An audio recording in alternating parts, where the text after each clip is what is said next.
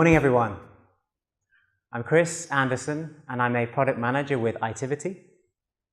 We provide trading and infrastructure technology to the capital markets industry. So today, I would like to talk about a market phenomenon, a global development, and a trend that continues to shape the financial markets today. And yes, I'm talking about the rise of the exchange-traded fund. So what is behind this phenomenon? What opportunities does this create? And what tools do you need to really capture those? So today, I'd like to offer my perspective on those questions. So there's been a bit of evolution since that day, 1774. So in 1890, we got the first US fund. In 1924, we got the first open-end fund. In 71, we got the first index fund, the first foray into passive investment strategies. 89 and 90, the first attempts at an exchange-traded fund, before finally in 93, we got the first modern fund, the Spider, which continues to be one of the biggest to this day. A brief history and a few milestones along the way. There are a couple of drivers that have pushed evolution along this path. The first of those being increasing investor appetite for passive investment strategies. And secondly, the search for an ever more low-cost and efficient vehicle to wrap those investment strategies. So there are a few reasons why the ETF is that vehicle.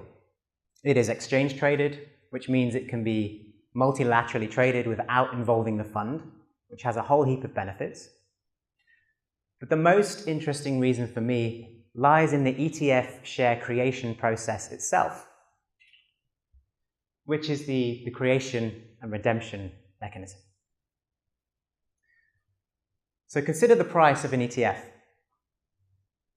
It should be primarily governed by the total value of the fund's holdings, the net asset value, or the NAV. But because they're also exchange traded, they can also be influenced by market forces, by supply and demand, such that the exchange price of an ETF can differ from the NAV. In this example, there's a wave of buying activity, and this has pushed up the ETF beyond the NAV. So in this scenario, the authorized participant can step in and leverage the creation-redemption mechanism to bring the ETF back in line with NAV while making a profit. So they're incentivized to do this. And it looks like this. The authorized participant will short the ETFs to meet the demand, bringing it back in line with NAV. Then the AP would buy up the underlying basket of securities in the same ratios as the fund and deliver those to the fund. And in return, the fund will manufacture new ETF shares and deliver them to the authorized participant. So this arbitrage mechanism shows that an ETF supply and demand can be managed, and also that the true liquidity of an ETF exists on two levels. So we have liquidity primarily on the market in the ETFs already in existence, but then we have secondary liquidity as a function of the underlying assets.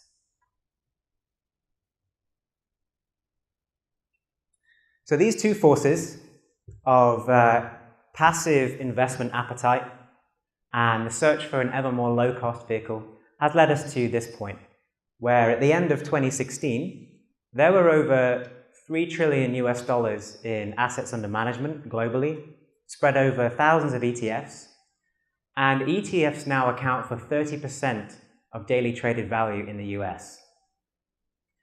So it's a bit of a phenomenon. The ETF vehicle itself has also continued to evolve. And today you can get ETFs with exposure to many different underlying asset classes. You can get currency hedged ETFs. You can even get geared ETFs, so leverage and inverse ETFs. So there is an outlier with this picture in that the US is by far the biggest market. And if you compare that with the next biggest market, being Europe, there are three key structural differences which go some way towards explaining this disparity. The first of these is transparency. The US is a lot more transparent in ETFs. You have to report all ETF trades, which is not the case in Europe, not yet, as ETFs weren't covered under the original MiFID implementation. So a lot more transparency is the first thing.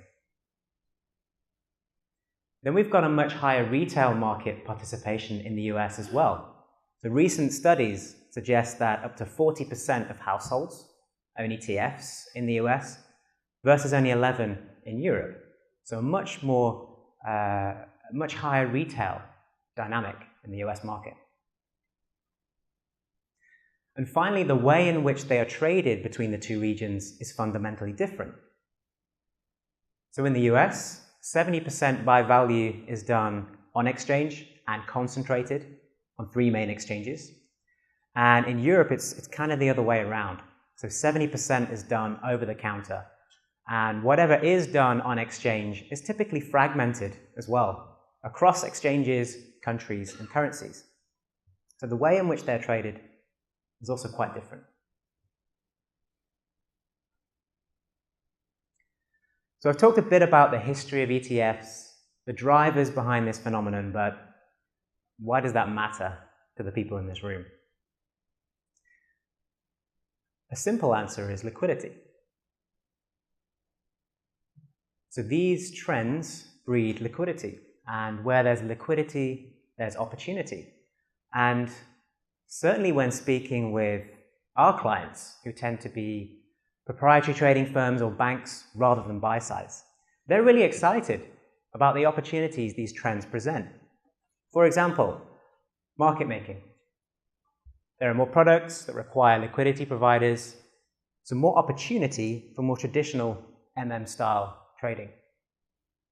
Then we have index arbitrage, so more opportunity to exploit the pricing relationships between related ETFs, their underlyings, and maybe even futures and options on those as well. And that is a vital market function, that arbitrage. Then there's statistical arbitrage, so traditional stat-arb strategies, but at a factor or sector level, as is made easier with ETFs.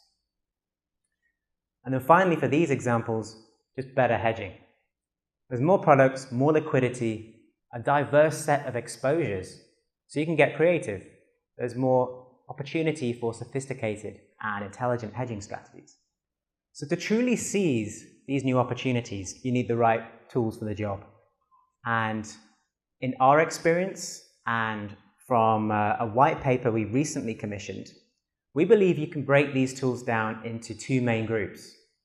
So you have the prerequisites, the very basic level you need to even enter the market. And then you have the differentiators, the things that will give you the edge if used correctly. So I'd like to walk through those briefly now, starting with the prerequisites of what you need to capture these new ETF opportunities. So first of all, static data management. An ETF is a fund, so you need its composition in your trading platform for other functionalities to work, like trading, hedging, pricing. What we're seeing is that with increasing numbers of products and increasing complexity of those, this process is becoming more difficult to manage. And if this goes wrong, everything else will break. So a trading platform needs automatic static data integration to wherever the source of data may be, and importantly, a workflow around sanity checking this. For example, deviation checks versus yesterday, making sure that the data is sane and correct. So that's the first prerequisite we believe you need. Secondly, with these trends comes new ways of trading and new venues appearing to support that. For example, last year we got TradeWeb ETF in the US. And next year we have a new ETF, MTF in Europe. So these developments, they add additional connectivity burden onto trading firms. It's expensive, it's time-consuming to build and maintain connectivity, and crucially, it doesn't really give you an edge unless you're in the single-digit micros FPGA game. So a platform needs a broad connectivity offering. And the third and final prerequisite for the tools of the trade is risk and inventory management.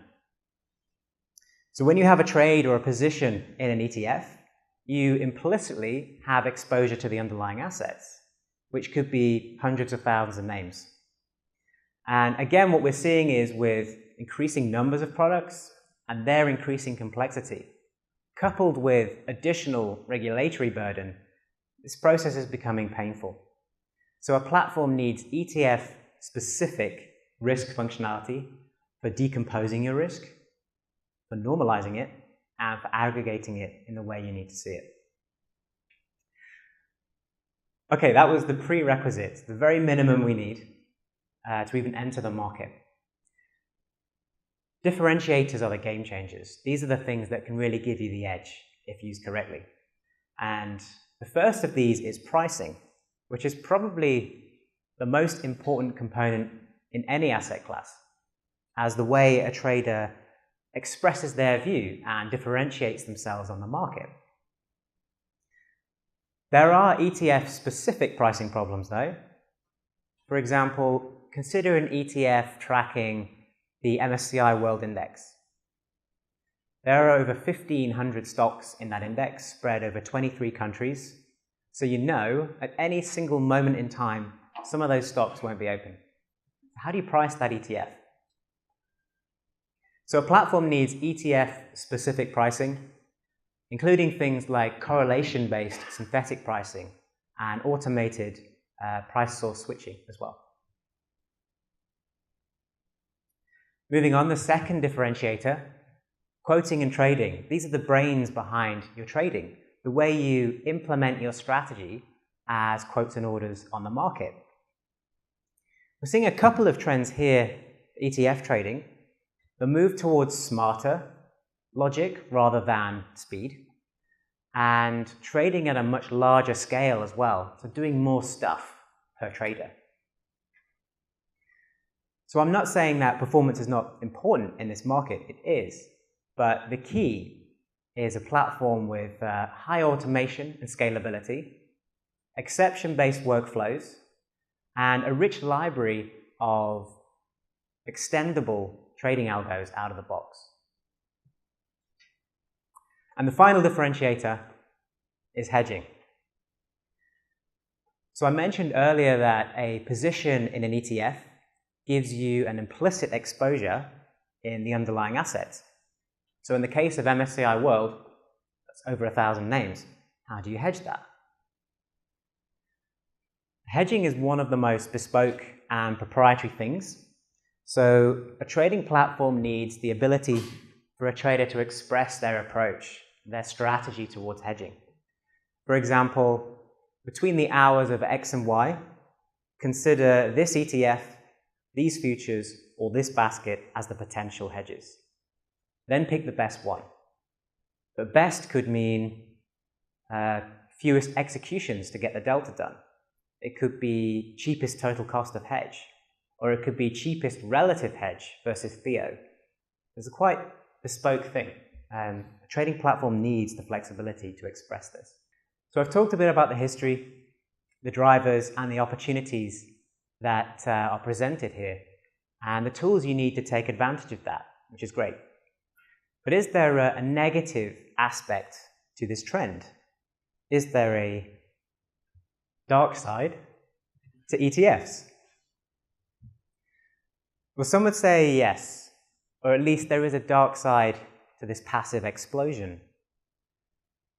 So recent studies suggest that passive investment makes the market less efficient, in that a stock's price becomes disconnected from the fundamentals, which can hamper price discovery and widen spreads. So there are fears that this, coupled with increasing concentrated stock ownership, to just a few large asset managers could pose a systemic risk to the market. Despite this, the future of ETFs looks bright, and current trends are expected to continue or even accelerate due to favorable regulatory developments, including the US fiduciary rule or MiFID II over in Europe. And they're both expected to be net positive for the industry. There's also some hope for the dark side as well. This year, the prospect of non-transparent, actively managed ETFs gained traction. And these could be a game changer if they take off for the industry. Then looking at the future of technology, I talked about some ETF-specific tools we think you need. But at a platform level, there are some more general trends that are quickly becoming market expectation. And these include performance, scalability, and multi-asset class solutions quickly becoming expectation. The most important, though, is the idea, as we'll see in a panel later, the idea of buy and build. That you can buy commoditized functionality off the shelf, but then build on that and customize it and add your own IP where it makes sense. A lot of my talk today was based on a white paper we did with GreySpark. So if you're interested in learning more, please have a look at the website or have a look at your seats. I know we've got an article there as well. Thank you very much for listening. Thank you.